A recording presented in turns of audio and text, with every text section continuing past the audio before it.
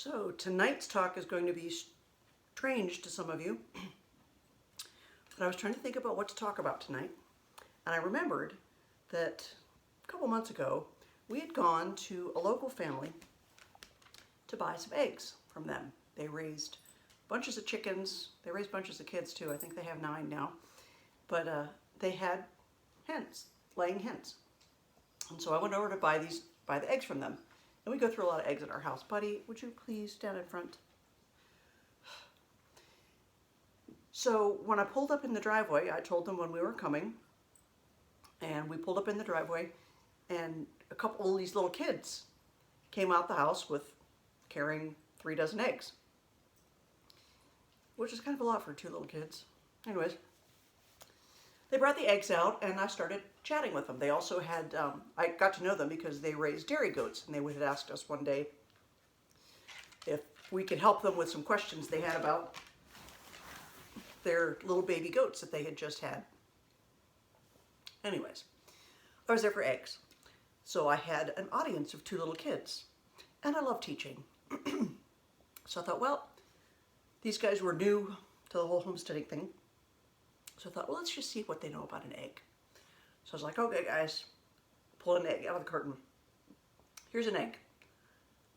So what do you notice about this egg? Is it the same on both sides? They said, no.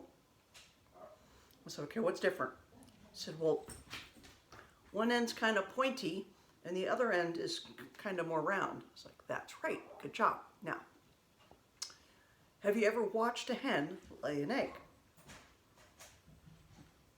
No. It's like, okay, that's all right.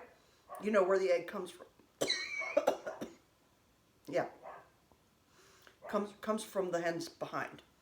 I said, well, what it comes from is, it's actually called the chute. But yeah, it's in the rear end of the chicken. So which end of the egg do you think comes out first? The big end or the pointy end? And they each gets differently. One said the pointy end and one said the big end. I said, well, it actually is the pointy end because it's narrower, so it's easier for the hen. God designed it this way, so the hen can pass the egg through the chute. And in addition to just making it easier for her to pass the egg, the pointy end of the egg is a lot thicker than the round part of the egg. So when the egg comes out of the hen, where does it land? In the nesting box? I was like, well, if you're lucky, it lands in the nesting box, but have you ever found eggs that weren't in the nesting box? Yeah, lots of times. Okay, so when it comes out of the hen, it lands on this really hard end of the egg, and I just lost my light again. Oh well. You all know what an egg looks like. You can figure it out. So anyways, it lands on the thick end of the egg, so the egg doesn't break, because that's the end that hits the ground first. Isn't that cool how God designed the egg? Wow, I never knew that. Okay, have you ever peeled an egg after it had been cooked? Oh yeah, lots of times. We have hard-cooked eggs all the time. I said, did you ever notice when you peeled an egg that there was an air pocket inside? I think so. I said, so where in the egg do you think the air pocket is? I don't know. Well, just like God designed the egg to land on the ground when it comes out of the chicken, this end of the egg, where the shell is a lot thinner, that's where the air pocket is located. Do you have any idea why there's an air pocket inside the egg? I was like, well, what happens if there's a rooster around and the egg gets fertilized? Oh, it grows a chicken. That's right. So if this egg was fertilized, there would be a little baby chicken inside. And that little baby chicken, baby chicken, how does it breathe? Well, I guess it'd need air. That's right.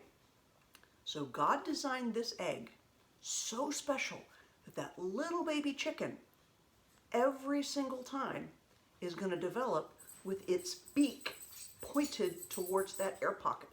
So as the chicken develops, it has air to breathe, and that little beak is inside that air pocket. What do you think happens when the little baby chicken runs out of air? He comes out. That's right. And God made it designed so that that little baby chicken is pointing at the thinnest part of the egg, and all he has to do is peck through that end of the egg, and he finally gets himself free. Isn't that cool? Wow. Okay, let me ask you one more question. I've got all kinds of facts about eggs from a sermon that I listened to long time ago when I was probably maybe 14 years old, and I remember it still today because it made so much of an impact on me. All these things about an egg that I remember from when I was 14, which was a long, long time ago. So if this egg had been fertilized, remember you needed a rooster to fertilize the egg, so if the egg was fertilized and there was a baby chicken inside there, and you were to take this chicken and spin it, wait a minute, do you know what a centrifuge is? So anyways, we had a little miniature lesson about a centrifuge. So if you were to put this egg into a centrifuge with a baby chicken in it and spin it around as fast as you could, well, maybe not as fast as you could, you don't want to kill the chicken, but spun it around a whole bunch, and then you stopped. Do you think that baby chicken's beak would still be in that air pocket? I don't know. It would. And do you know why? Because the inside of the egg, where that little baby chicken is going to grow if the egg gets fertilized, there's a little stringy membrane that attaches to each end of the egg. And it does that so that no matter how you spin it around, that chicken, that little baby chicken inside, won't be dislodged from the position God wanted it to be designed in, so that when it's ready to breathe air, it has air to breathe and it can poke out of the shell. How cool is that? Okay, so you said you've had hard-cooked eggs before. What's the inside of the egg look like when it's cooked? Well, it has a white part and it has a yellow part. Okay, do you have any idea what that yellow part is for? So that yellow part is actually the nutrients that help that baby chick develop. So it's kind of like the chicken's food, if you will, before it's born, before it hatches. And that's why the egg yolks are so good for us. And the eggs that you guys are raising, the hens that you guys are raising and the eggs that they lay, because you guys take such good care of them, the yolk inside of your eggs is a beautiful, beautiful, deep yellow-orange color. Have you ever seen an egg from the grocery store that comes from these big, huge manufacturing farms? If you ever do, look at the color of those yolks. Those poor chickens didn't get a chance to get out and eat all the great stuff that your chickens do, pecking away at bugs and vegetable scraps that you guys throw for them. That makes the chickens healthy, and when the chickens are healthy, they lay healthy eggs. So, now you know more about an egg than you ever thought you would or ever wanted to. So, this was a lesson on the incredible edible egg. You're welcome. Take care, and God bless.